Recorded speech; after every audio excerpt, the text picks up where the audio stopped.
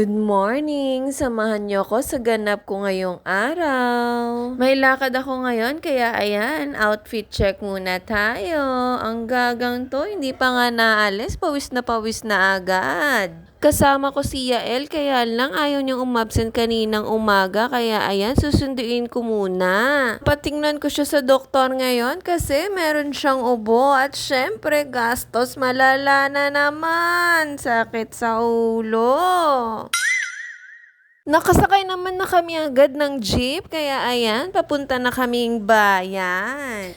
Pagtapos ng jeep, dito naman kami sa tricycle sumakay papuntang pedya ni Yael. Ayan nga pala yung simbahan namin dito at pinagshootingan din daw yan ng Kampanerang Cuba. Andito na kami sa pedya ni Yael at naku, ang daming batang may ubo.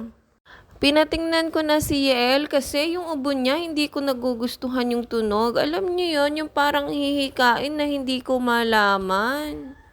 May iba kasi ako naririnig sa ubo niya, yung parang tulad sa akin kapag hinihika ako. Pero sana Lord, wag naman po, please. Pagtapos naming magpa-check up, eto kumain muna kami kasi Diyos ko, 2:00 na ng hapon, ngayon pa lang kami kakain. In fairness, nahilo na ako sa gutom, nahilo pa ako sa gastos namin ngayong araw na ito. Grabe, ang hirap talaga magkasakit ngayon, lalo na kapag kulang na kulang ang pera mo. Tara't samahan niyo muna kaming kumain.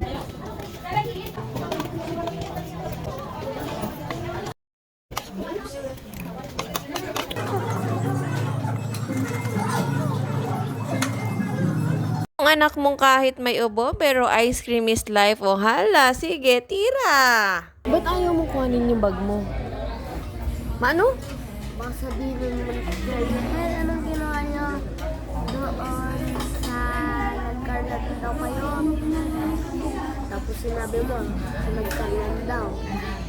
Kaya anong ginawa niyo sa nagkarlan? Baka mamamaya. O, nagpa-check up ka naman Check up na sasabi ko. Opo, alam naman ni teacher na nagpa-check up ka. Pasok pa sana si Yael nung hapon, kaya lang hindi na talaga kinaya ng oras at ang daming batang nagpa-check up. Kaya ayan, pagtapos namin kumain, diretso na kami dito sa Mercury para bumili ng gamot. Pagtapos naman ng lahat, eto uuwi na kami ni Yael kasi hinihika na ako. Doon na lang ako iinom ng gamot sa bahay. Ipapakita ko na din sa inyo kung ano yung gamot ko sa hika. Dito na kami sa bahay kaya ayan, magpapuff na muna ako ng gamot ko sa hika. Inhaler pala to mga dzay.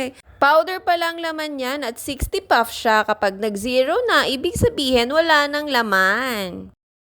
Bata pa lang ako, meron na akong hika. Minsan ko din pinagdasal at saka hiniling sa Diyos na sana mawala na yung hika ko. Kaya lang ito, hanggang ngayon mas minahal pa ako ng hika ko. Pero okay lang kasi blines naman ako ni Lord ng isang anak. Ito na nga pala yung mga gamot na nireseta kay Yael. Bali, 4 yung nireseta sa kanya. Tapos yung isa for 14 days. Yung isa naman ay 3 days at yung iba ay 7 days. Siguro mga 2 linggo muna kami kakain ng itlog at saka tuyo. Charot lang.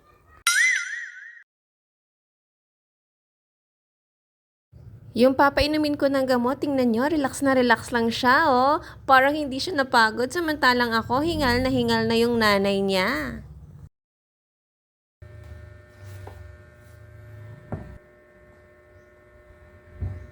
Sinabay ko na din pala yung pamimili ko ng konting paninda since nandun na lang din naman kami sa bayan. Pero yan lang yung kinaya ng benta ko. Kaya ayan, yan lang yung aking napamili.